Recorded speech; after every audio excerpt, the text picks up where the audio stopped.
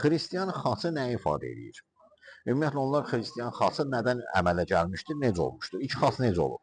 Belə ki, xasın tarixi çox qədimdir. Yəni insanlar od əldə edəndən bəri bu simvoldan istifadə etmişlər. Simvol isə bir-birinə ağacları sürtərək əmələ gələn odu xarakterizə eləyirdi. Və erkən insanlar da bunu öz şəkillərində göstərirdilər. Sonrakı dövrlərdə də başqa xalqlarda xaç işarəsi əbədi həyatın, günəşin və odun rəmzinə çevrildi. Hətta eradan əvvəl 2953-cü ildə qədim əfsanəvi Çin hökmdarı güya Fuxi öz musiqi alətlərini xaça oxşadırdı.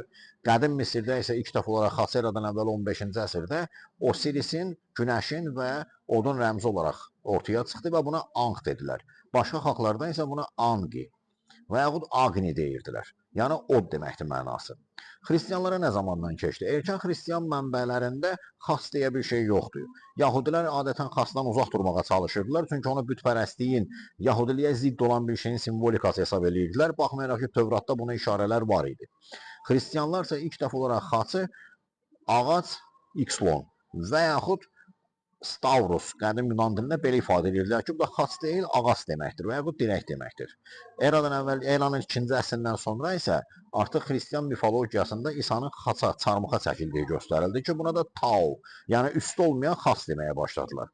Adətən belə bir işarə cənnətin, axirətin rəmzidir. Yəni bununla göstərmək istəyirdilər ki, İsa Peyğəmbər cənnətə, axirətə getmişdir. Lakin Konstantindən sonra isə ikinci bir xaç, yəni X hərfinə oxşayan, üzərində R hərfi olan bir xaçdan istifadə olundu. Bu isə Xristos deməkdir. Yəni İsa Məsihin simvoludur. 5-ci əsrdən sonra isə xristian təriqətləri artdıqdan sonra başqa xaç növləri də ortaya çıxmağa başladı. Çünki Bibliya əhvalatlarını müxtəlif cür təfsir edirdilər.